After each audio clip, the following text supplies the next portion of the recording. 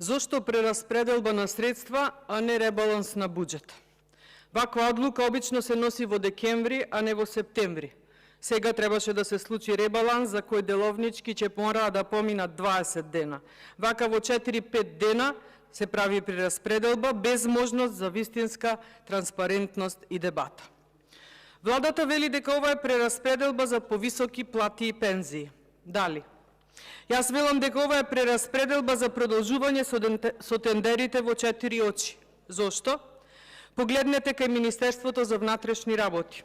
Му се прераспределуваат над 30 милиони денари за набавка на луксузни возила. Не за набавка на транспортни или на оклопни, туку на луксузни. И погодете која кумановска фирма би го добила овој тендер и зошто. Само за подсетување, на почетокот на оваа година беа предвидени со буџетот за истава 800 милиони евра за капитални инвестиции. Нивната реализација до септември или после поминати 3/4 од годината е негде над 50%. Сега се кратат цели 300 милиони евра за оваа намена. Се кратат предвидените средства за фамозниот нов клинички, за клиничките болници во Штип и Битола, за општата болница во Кичево, за подобар студентски стандард, за нови училишни спортски сали, за нови градинки, како и досега. Почнува нова година и се испумпува најголемиот буџет за истата, а како таа одминува, тој напумпан балон полека издишува и се пренаменуваат средства само за плати, пензии и тендери во 4 очи. И ова ни се случува наназад 6 години, за кое време оваа ненаситна власт потроши неверојатни 24 милиарди и 600 милиони евра, сума на која и секоја европска високо развиена држава може да позавиди. Само на актуелната власт овие средства не истаса за незините неверојатни апетити. Барем нешто да видевме изградено. Цели 6 години само лаги, манипулации и префрлање од едниот во другиот джеп, ама и двата од костумите на власта. И додека власта се богати, на улица излегува пензионерите, судската администрација, болните од ретки болести, болните од диабет. Наставниците и здравствените работници се на готовс, а протестите за онкологија не ве ни засегаат. Ова е игра на време или игра на нерви. И се ви се насобра, немате веќе ни ќоше за сокривање, ни алиби за демантирање. Затоа ќе правите дефокуси со многу помалку битни вести, дефокуси со намерни или ненамерни грешки при изјави, дефокуси со лакрдии и пародии. 6 кусур години ве гледаме како се мачите со водење држава, ама затоа многу лесно ви оди нејзиното плячкосување. Додека поединци станаа милиардери, македонскиот народ е доведен на просјачки стап. Додека власта се теши дека криза е секаде, во Македонија кризата стана заштитен знак. Со бројките манипулирате и лесно е да ги читате, ама тие бројки не соодветствуваат со реалноста. И знаете како народот не го интересираат бројките, ниту вашите надежни изјави и пораки. Народот секој ден се соочува со суровата реалност на безпарица, немање квалитетни институции, уште помалку квалитетни услуги од нив, немање учебници во училиштата, немање лекарства за болните, немање слух за ниедна мака. Додека пензионерите велат дека не им стигаат пензиите ни за лекови, Тренчевска излегува и тврди дека стигаат. Додека болните од цистична фиброза молат за трикафта, меѓути 6 месеци само што не им ја обезбеди. Додека родителите на учениците се жалат на наставата без учебници, Шачири убедува дека само што не се испечатени. И вака секој ден, а повеќе од 6 години. Живот и повеќе за секој ветувавте, сиромаштија и ептен малку или ништо за секој реализиравте. И го слушав и на комисијата и денес министерот за финансии. И јасно ми е дека позицијата му е тешка, да убедува, да уверува, да смирува и да представува како се да е во најдобар ред. Па вели реалокација за зголемување на плати и пензии, за странски компании, за слободни економски зони, субвенции за земјоделци, исплата на мој ДДВ, за минимална помош, за студентски оброк, за африканска чума, за трикафта за само 55 пациенти и така натаму. Остануваат и резервирани средства за антикризни мерки и за загрозени категории. Обраќање во 8 минути, кој изгледа како да се пренаменуваат средства во држава која е во војна или која што е во Африка. Средства само за плати и пензии, а истите се прераспределуваат од оние наменети за капитални инвестиции. Ми се наметнува сосем логично прашање.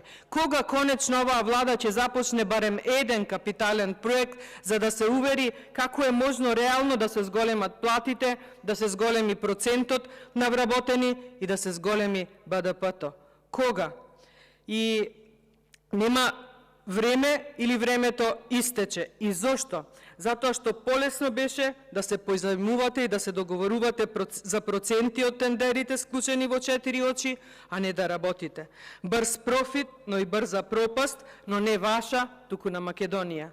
Јавен долг 8,3 милиарди евра. За половина од овој износ едно време и едни луѓе во несвест паѓаа.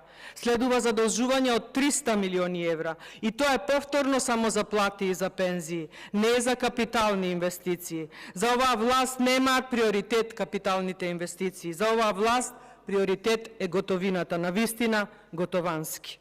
И додека овие готовани повеќе од 2 години во изминативе 6 го обседнува осиромашениот македонски народ со темата за уставни измени, државата останува заробена во нивните криминали. Довербата во судството го достигна нивото на статистичка грешка, Љубомир Јовевски се уште го чека местото за уставен судија, Добрила Кацарска се појави како гласник на власта и дипломат од кариера, па почна и таа да одработува за уставни измени. Кутрата заглавила со меморијата во 2018 и цели 5 години не видела дека надвор, односно тука внатре, ги нема крсто и нола, дека Заев веќе 2 година не е премиер и дека репризи има само на ТВ серии и емисии, а не на нејзините наместени и нарачани судски процеси. Како уставна судика, нејзиниот повик беше да реагира на експресното менување на кривичниот законник, а не да зборува што би се случило ако се случат овие уставни измени. Реприза од првите нема, како што нема реприза ни на тандемот меѓу неа и Русковска. Таквите спреги не доведоа дотука и затоа, наместо да имавме 20-дневна расправа за ребаланс, ние прераспределуваме средства за Бехтел и ЕНКА и средства за Елем. Темата економија не само што ја огушивте, туку толку силно ја игнорирате и инсистирате на уставни измени, не баре тие ќе отворат фабрики и нови работни места. И не велам дека од почеток на преговори со ЕУ нема да отвори огромни можности и придобивки, но тоа е едната страна на паричката. Другата е дека немате од нас поддршка за уставни измени и затоа треба да се впрегнете, барем во последниве месеци ваше владење, нешто и да сработите, а имате многу за работа. Еве економското прашање е едно од првите проблеми кои што ги засегаат нашите сограѓани на сите анкети. Или средете го правосудството, или образованието, здравството, културата, земјоделието. За овие теми не ви се услов уставните измени. За овие теми единствен услов сте вие. Единствен услов е да почнете конечно нешто и да работите, па макар и на самиот крај. И не е страшно. Пострашно е да заминете и да не оставите во долгови и во сиромаштија. Да ја оставите државата во банкрот и да се правдате со светска, економска, енергетска и не знам уште каква и каде не криза. На илјадници километри од тука се води војната меѓу Украина и Русија, а нашиот економски раст е најнизок и веднаш до овие две земји кои што војуваат. Затоа реков и ќе повторам, овој така наречен ребаланс е не баре сме во воена состојба. Никаде надеж, никаде можност. Само позајмување и задолжувања, само за плати и само за пензии.